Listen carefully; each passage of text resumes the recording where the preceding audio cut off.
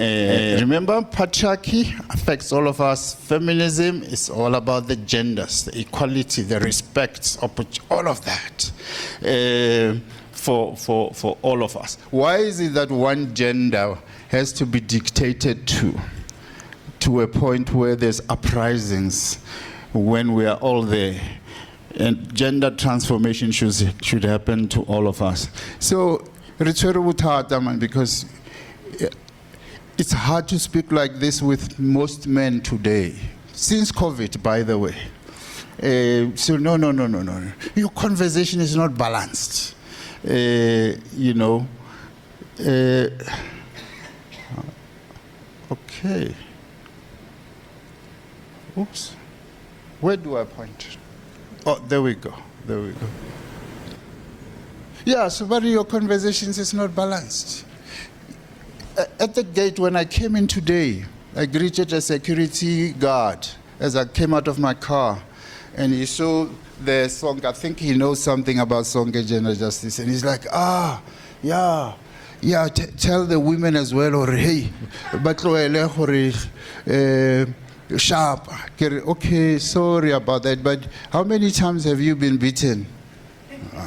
You understand, but I care about they were sharper emotionally, so you don't see, you know. Is it true? Yeah, it is true. Is it true that men do the same? Yes, it is true. It is true that men do it more than women? Yes. It's hard for men to swallow that one. And we're saying, no, this is why we need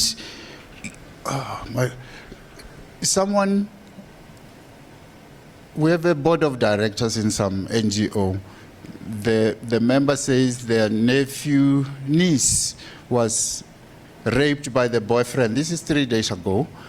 And whilst they were discussing this issue in the morning, thugs came into the house, robbed both of them, took laptops, all of that. And we're saying, I'm using this example to say, therefore, when you do an intervention, you can't go equally to that man and the woman who has a double trauma. You can't. These are things that makes us say, hang on, as men come into the conversation of feminism, understand this. Understand that if you force that, just go to SAPS, full stop, and you don't go to the shoes of the individual, especially the female individual, we may miss it. So we know, you know this, I won't bore you with that. This is to say GBV affects women more. It's statistically proven all over the world. It's because men don't talk, you know. Men kidding with their sheep, they cry inside, and men talk, by the way. Your men do talk. Yes, men don't talk the way you want them to talk, but we talk. Have you seen men in soccer stadium or cricket matches or rugby stadium? Men can even buy the regalia, can dance throughout, you know, and they can high five, you know. They don't have to be told, don't sit with the one you came with. They can mingle with anyone, you know. Yeah, but switch roles, go home. It's the Dumisani's 12th birthday party. Yeah, you may find them, some of them, of course, I'm generalizing, I'm sorry, man. Maybe sitting in a corner, not knowing what to do with themselves. Yeah, it's like it's not the same Dumisani was at that rugby stadium last night. So men do talk, but it's to say, how do we get them to talk? Maybe we need emotional intelligence. The minute you say men this, women this, are you aware that you are blaming me? If I'm the hearer, I may start to want to defend myself with my response, or the education might be blocked. And you, with your good intentions, do we communicate well? Do we have feminist communication strategies? Do we have patriarchy demolishing communication strategies, or we still say he's a man. And this is why some men feel, oh, we are left alone. But we're saying, stats tell us, here's the big one. Most perpetrators go unpunished.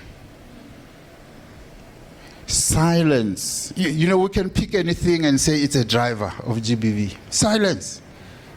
From the victim or the survivor, silence from the perpetrator, silence from society, from institutions, just makes this wheel to go round and round and round.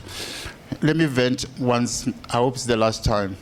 I don't think GBV is the second pandemic. No. In 1942, my mom was 12 years old. She told me of this. She's still alive, by the way, 94 years old. She told me of a story of how her father abused her. 1942. Yeah. My sisters, cousins, aunties, I know they have horrendous stories. Some boys, yes. My dad, for instance, at the initiation school says he saw boys being raped, and we were told it's part of the initiation. And of course, we don't have outlets, and these things boils in, and we didn't believe in psychologists. And even today, professionals, Rebombo might say, yeah, she's young, Kimusadi, and I don't go because I carry these cultural issues like this. So for me, GBV is never a new pandemic. It's the oldest. The oldest. So, and violence, gender-based violence kills more women. Equivalent how cancer kills people.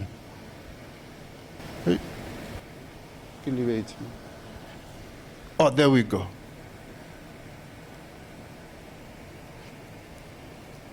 So as a sketch, we heard from the general, it's prevalent in many families and societies. Just 2 weeks ago, I was talking to a doctor who's facing a violent husband at her house. And silence. She didn't want us to do anything about it. No. She said, no, that's it.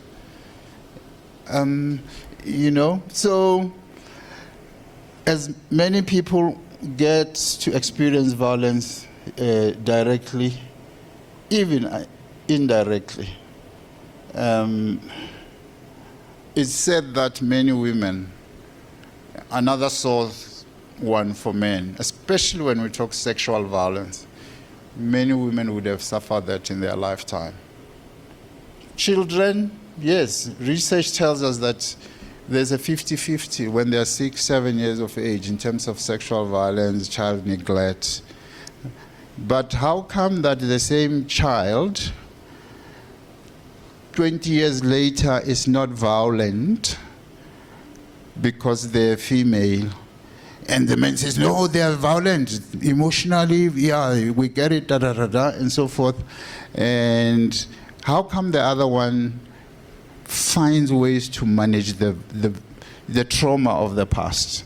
And maybe we need to focus on men more, because research tells us that those who have suffered trauma, men as boys, there's a likelihood that they would perpetrate violence themselves, even twice more than their perpetrators. I skipped the one which says, what is GBV? You know it. The generals have spoken to that. I said it with my ranting. It involves men and women.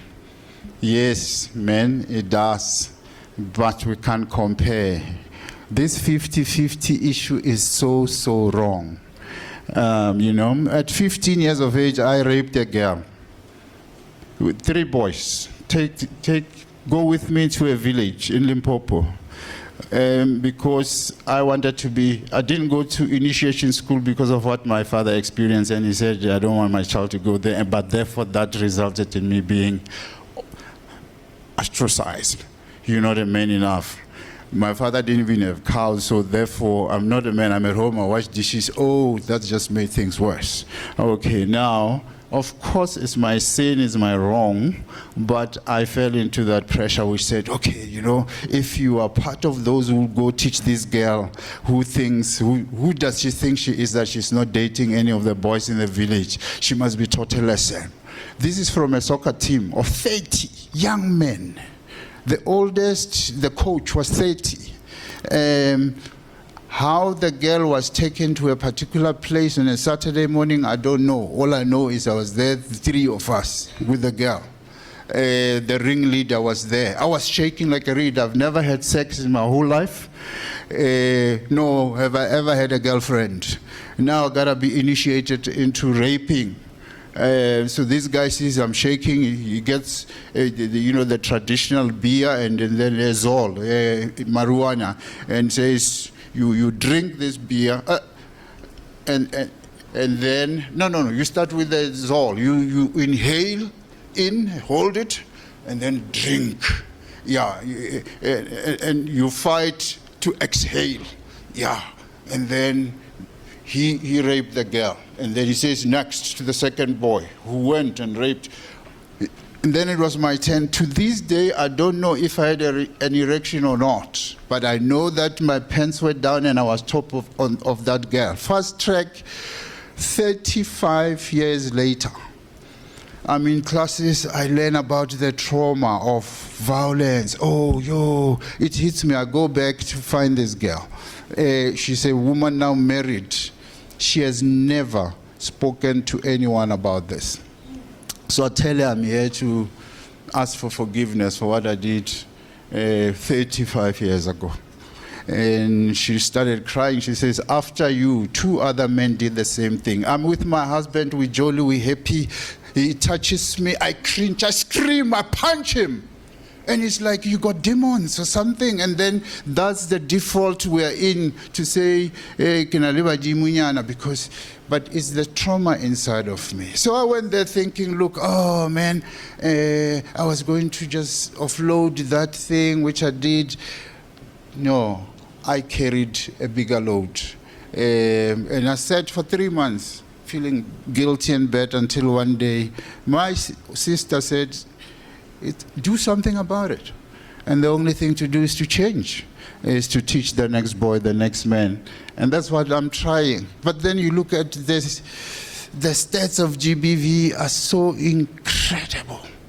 It's something else.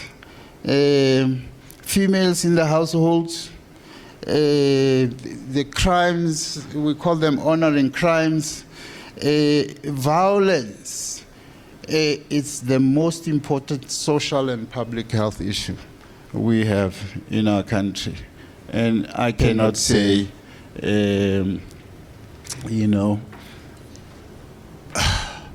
it's business as usual. Yeah, I cannot say that. It's hard for me to say men and women have it the same. It's so hard. It's hard with my little experience.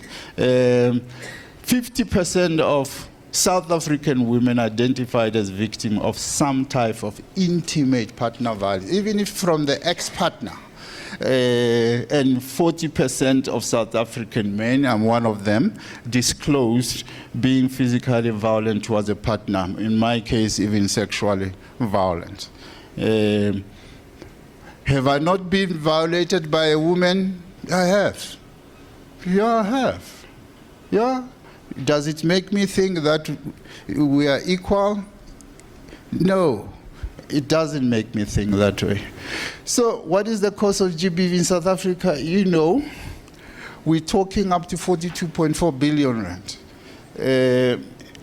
And this was a 2013 study, but we know there's a recent one.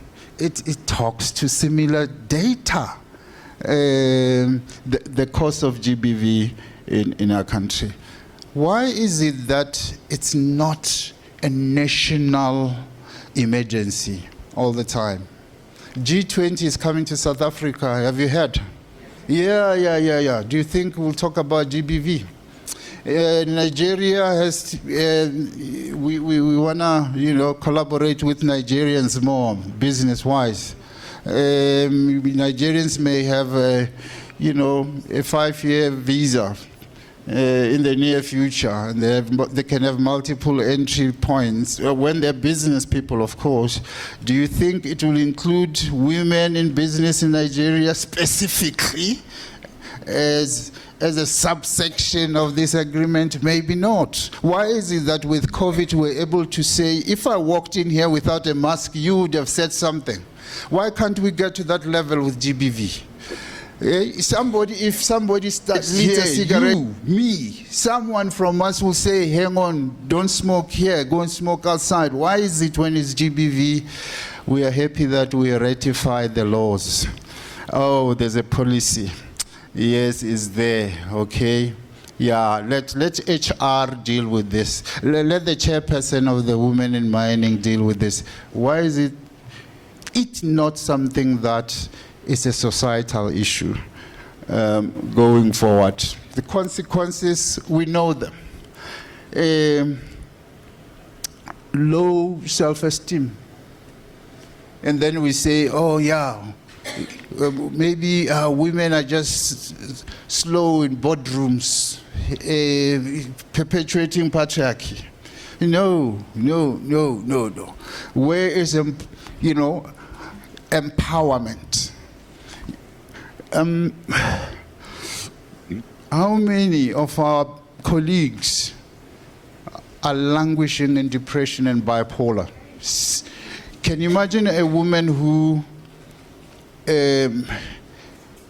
is abused in her private space, and they go to the workplace, they face sexism, right? And then it's double trauma. Some maybe are religious. They go to church and they find it there as well. Can you imagine that? This is why maybe some definitions are saying, no, let's just focus on us women, by us only. And it's important for men to understand that anger as well. But can you imagine the issues of depression? People don't cope well. Yes, yeah, and then men come to this one and say, no, in South Africa, 23 people die are suicidal every day, and 19 of them are men. Yeah, so stop this thing of yours, Dumisani. But we know that GBV leads to that. And to those men's voices, we're saying, just like those women, those coalitions from 1948, stand up, do the research. Who's doing research on us men? Stand up and start doing the research. Right. Post-traumatic stress disorders and the many more that you know. Now, one key thing is the attitude towards violence against women. Yeah, I love this one, to say, maybe let's be specific, especially in this campaign period, to say we're talking about violence against women and children in South Africa. And we should not be ashamed to do that. It's time to focus, our gender discourse that way. So in terms of attitudes, there's a notion that a man should be the head, should control.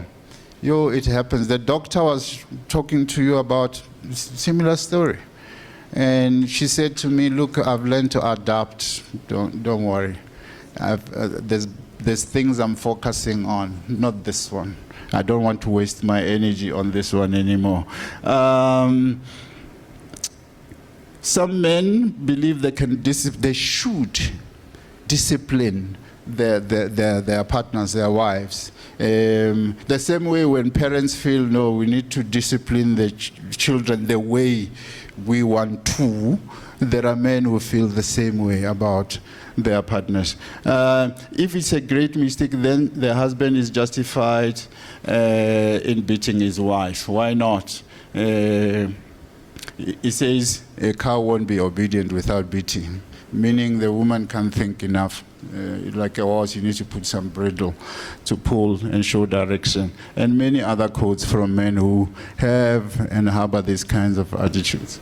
There are myths that GBV happens only to poor and marginalized women. No, it's not. Victims of GBV provoke the abuse through their inappropriate behavior. Yeah, what were you wearing? Yeah, it was at night, 3 a.m. What were you doing as a woman? And then we put the gender there, and we don't look at the abuse. Most women are abused by strangers. 70% of women are abused by acquaintances, people that they know in our country. Men cannot control themselves. We teach men to say, you can have an erection. No, hot one. It's hard to have an erection, ladies. I nearly asked a question which I should ask. But we teach boys to say, no, it doesn't mean this must end up in a sexual intercourse. No, it doesn't mean that. So men can control themselves. Why do we see them controlling themselves in other spaces? Why do we see them controlling big businesses? Why can't you control your zip? You can.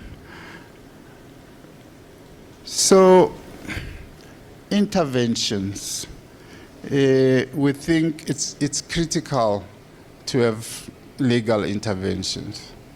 And our country is doing well in that regard. But these patriarchal tendencies that we carry, I can carry that as a magistrate, as a lawyer, as a social worker, and so forth, and those kind of things sometimes interfaces with, economics. For example, I just done my matric and I had a good pass. I wanted to be a scientist, but the universities are full, I can't be taken. Boom, there's a bursary here for social workers, and I think, let me go get my 4 years degree after that, and then I'll pursue my engineering career. Guess what? You coming to meet a social worker who is an engineer at heart, or a soldier at heart, for that matter. As a nurse, as an example. So then the law, you sometimes find that the law, for it to function, the law should not have eyes that you are an advocate, you are white, you are female. No, the law must not have eyes, but gender makes those who carry the law to have eyes, and that kills us. But we're saying interventions should start there. We have beautiful policies, great ones. Can we really fully apply them?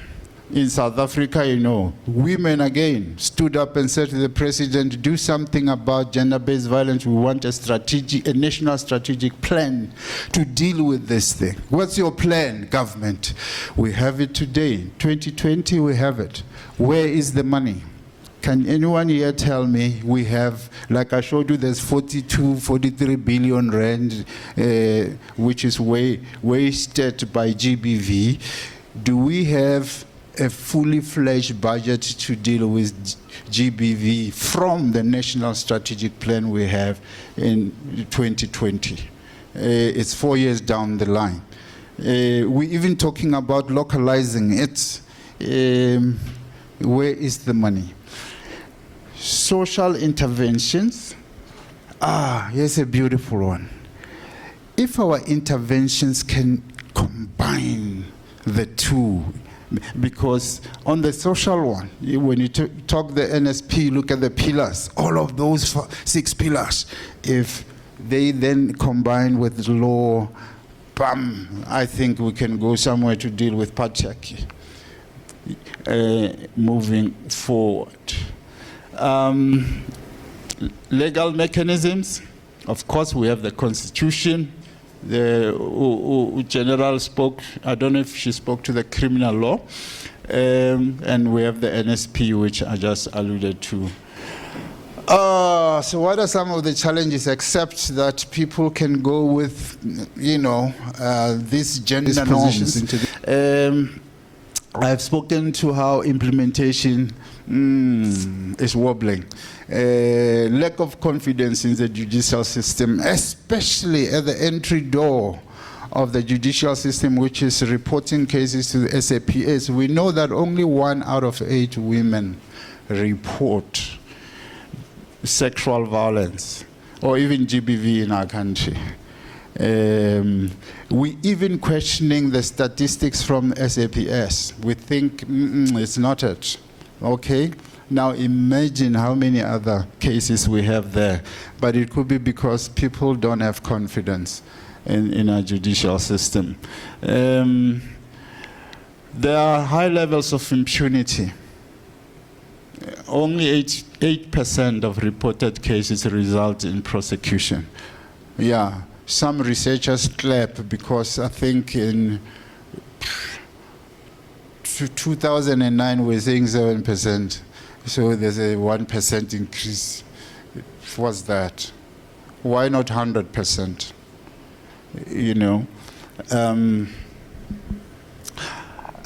Fear of secondary victimization of victims. This is something we even amended on the GBV Act to say, hang on, let's deal with secondary victimization.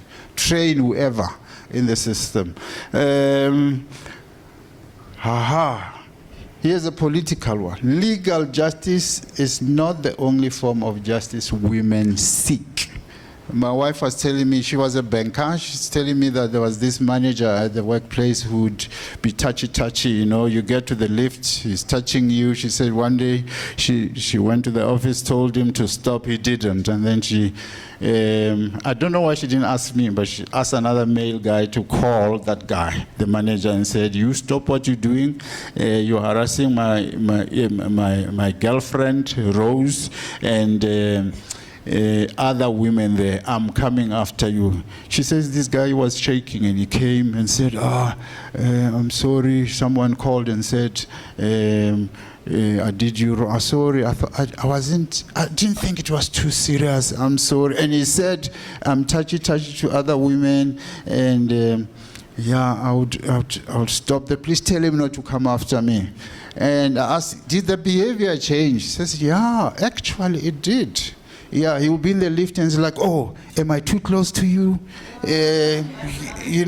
Why? Because someone's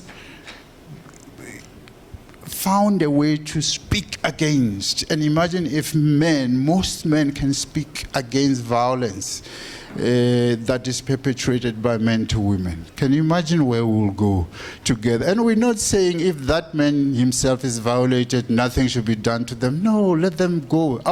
When we talk, our legal system, the Constitution is for everybody. Human rights are for everyone. The SAPS or whoever is for everyone. But it's what we carry in those spaces.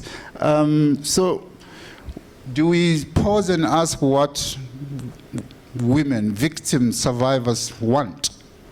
Or are we saying, here's the script, passed in 2020, we go with this one?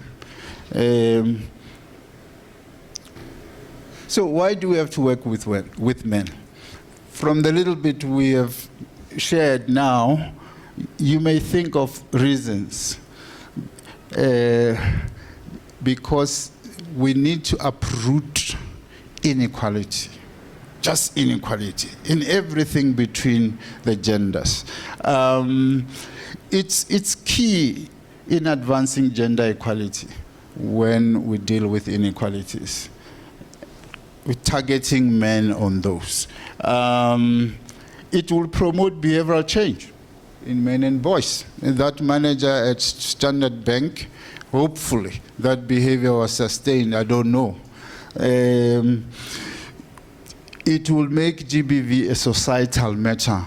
My renting point, this is where I want us to get to one day. I wish I shouldn't die before this country can reach that level where GBV is a societal matter. So rationale one for working with men. Across the world, gender roles and relations damage women's lives. What about us men? They do, but not at the extent at which women face it. Toxic masculinities also damage men's own lives, as I've pointed out. Dominant norms about masculinities are enforced when we don't deal with these things. And we need to show men that, be it from men who are homophobic, and so forth. Can we, regardless of where you are in the feminism continuum, can we pause and say, let's invest with discussions to men with the aim of transformation? Can we pause? Can we allow that window? Yes, how do we allow it when every day this man, the next man is doing something? But can we, as something for our long-term objective, can we reach that stage? Men,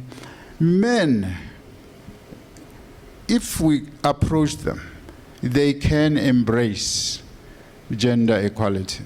Dumisani, you don't know the men I know. They can. I believe that. But there's a lot of patriarchy around them as well. Violence and unequal power reflected between men and women is one of the root causes of rapid spread of HIV in South Africa. And HIV does intersect with gender, by the way. Low utilization of healthcare services by men. This is why we need to work with men. Because when you address this, you might be addressing the other issue as well. In South Africa, we have the highest levels of domestic violence and rape of any country in the world. And people say, no, think of Mozambique, Rwanda, Congo, the DRC. It's because they don't have systems to report like we do, so we are being painted. No, someone is nodding in their head. I like that because I disagree with that. But this is what I said, that GBV should make us uncomfortable at some stage. She may have reasons. 8,000 more people could be believing that, but I think we are out there. We are out there. The accolades we get, we don't question them. But the bad we have, we say, no, hang on, this. I think let's deal about it. We need decisive leadership to turn the tide. How long? I've been in this sector for more than 5 years. I'm saying the same thing again and again. Surely, can you imagine 25 years later, I'm sitting in a room and we're talking about what are the root causes, what is GBV. That's scary, that's heavy.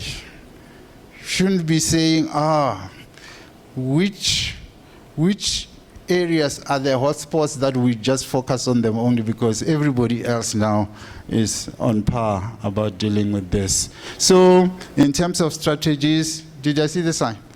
5 minutes? 10. 1. Where was my 10? Okay, program director Robney, but we have strategies like Men Engage, One Man Can Campaign, and you'll read about it from the presentation, what we do to engage men. I said it when we start, we work with men and boys from a feminist landscape. And I don't want to steal more than 1 minute. This is just the issues around fatherhood. You know the stats in South Africa. We are involved in developing the South African fatherhood report with other colleagues as well. And I think I wouldn't go into that. This is to say, what are the principles that gets us to engage with men. And of course, some feminists think, you can't be standing there and tell us that engaging men and boys is possible within a feminist lens. I've spoken to that. Let me just say, look at the slides so that you can read about them later. Thank you.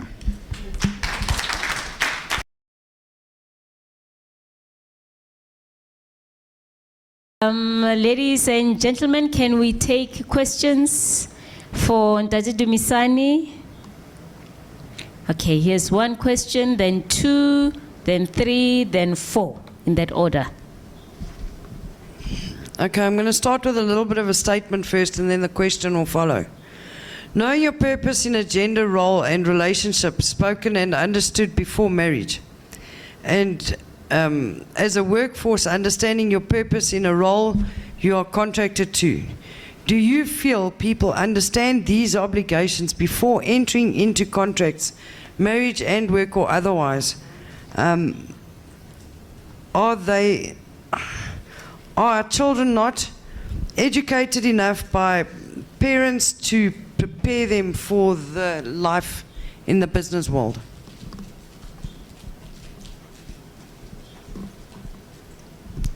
Thank you, ma'am. You may proceed, my Brenda. Thank you. I want to check with the organization.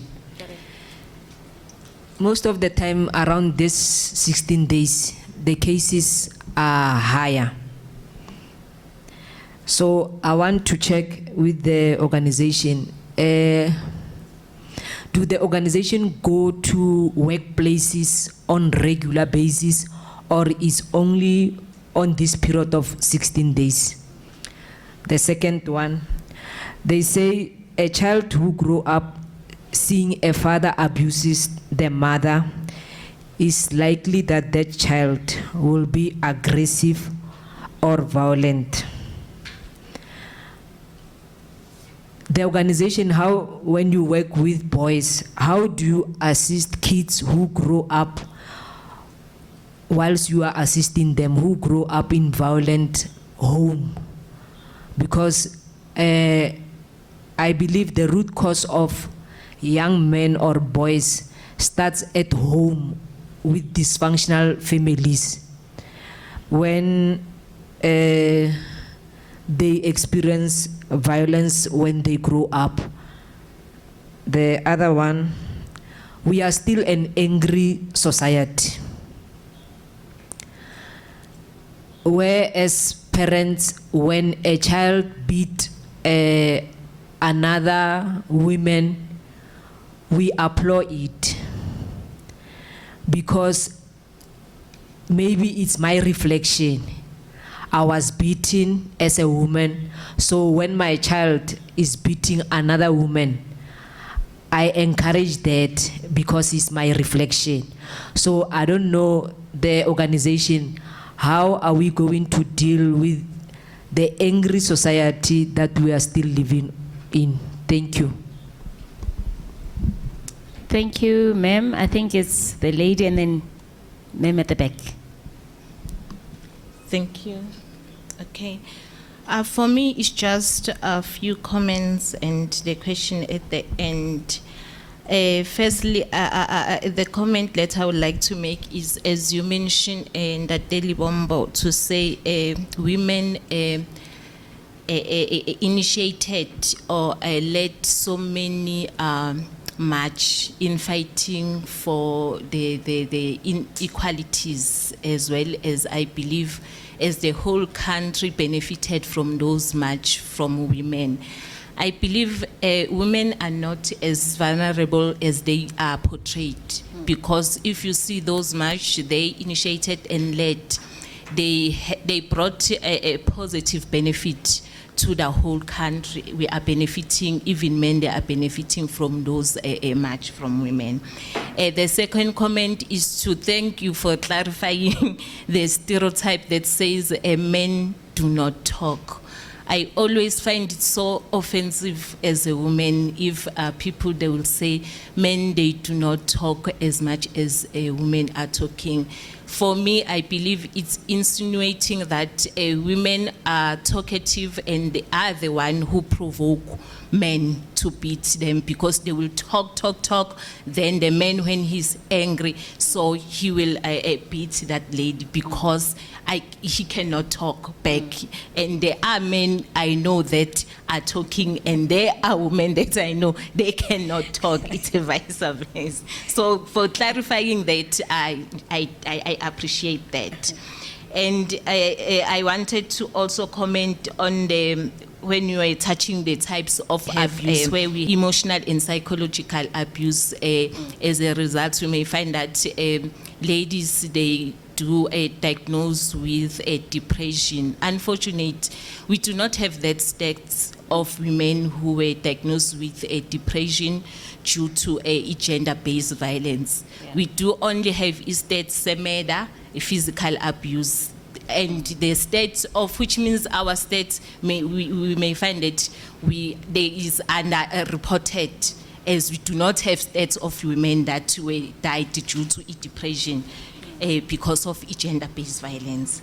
The last one, you mentioned that high level of DV and rape. In South Africa, we have high level of GP and rape. I just want to bring to the table or to your attention, we must keep in mind, in South Africa, we are having illegal foreigners. And through my experience, I was working in Tembisa, we will receive a number of rape cases were committed by illegal immigrants. Then they were not able to be traceable. The perpetrators were not able. So those cases, they fall into South Africa as are committed by South African men, of which I believe they are illegal foreigners and men who are committing this crime and painting the South Africa as a bad country who's having high rates of DV and rape. Thank you. Thank you, Ma'am, over to you. Thank you. From my side, I've got a question. I'm in an organization where, this topic is very sensitive because we've got, I'll address them as old men, please allow me, and old ladies. We've got a department where we've got those old ladies and old men. They believe that if they are being touched, if they are being looked in a certain way, it's okay for them to be in that environment. And now we've got 2000s coming in. So it is a problem because when we address this gender-based violence, we tried to educate the old men what is wrong and what is right. But the old women are begging the old men to say, we are okay with it. What's so special about the 2000s? And now we've got cases where it happens that now they are enforcing it to them. It happens that some of them, they are being fired. And the working environment for the 2000s now, it's toxic because there's two sides. So how to handle it, how to enforce the knowledge or the act in those old generations? Thank you, ma'am. We'll take the last question. Ma'am, over to you. Thank you. My question or comment is based on the cultural aspects which I think have got a contribution towards the perpetuation of gender-based violence, and how active is Sonke Gender Justice mainly in rural areas where you find that patriarchy is very dominant. A woman's place is known where it is. And, it becomes very challenging, to unpack that area where there is that engendered, cultural practices, not so much protecting the woman, but, advocating for a woman to have to know her place, and therefore cannot, be able to report any experiences of gender-based violence. Kukhona makhosi lapha, and whatever you try and report your case, it goes to Esgawini and whatever. And as a woman, you are just, called to know your place. And this man is the head of the family, against all odds. That's number one. The second one is when it comes to bullying in schools, how active is your organization in fighting or eradicating that high prevalence of bullying in schools, especially boys bullying other boys and bullying girls as well? Yeah. Thank you. Thank you for the questions. Know your purpose. Do I think our children are educated enough? I may take it to a level of morality. If your grade 4s can read English with meaning, how much more do we even go to these other levels? So I don't think they are educated enough. If you are a teacher, you may say, hey, hang on, I toil. And it's true, but maybe we need to relook at the systems. You're talking of contracts. To some people in our societies, contracts are, by the way, if I was getting married here and my wife was standing next to me, I may recite what the officiator is saying, but it might not have meaning in my heart, and therefore it doesn't stay. So I don't think so. At the workplace, there are cases there. What are we doing on a regular basis? But first, let me qualify that to work in an NGO sector, you depend on donor funding. You are lucky to have 1 million rand as a reserve for the entire organization.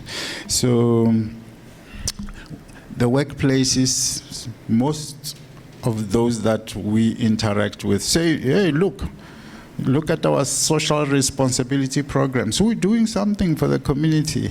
Hey, we have promoted women. Yeah, the managers, they're this and this and this. But some, we work with them. So it's not easy to say, let's do this together, because, there's even, governmental, policies which they must tick box and say, we are here in terms of this and that. So it's not a clear cut. We propose, we work with some, we review even their sexual harassment policies and so forth. But I wouldn't say it's something which the organization has power to influence all the time. How do we assist kids from violent homes? It's another big one. For instance, in Johannesburg, our funding is in Diepsloot and part of Soweto. Think of Johannesburg.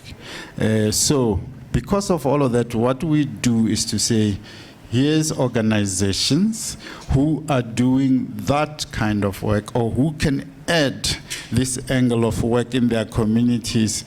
How do we empower them by training, by providing like resources?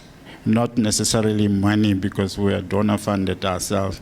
So we don't have, for instance, all the time programs that would focus on these boys.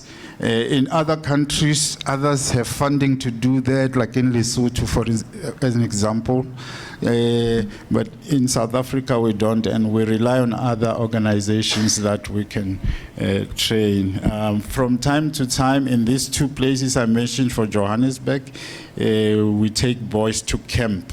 But you don't want to, an umbrella thing because it's raining, it's a camp, that's it. What do you do on an ongoing basis? Hence, we form networks. We have a network called Masipepe network.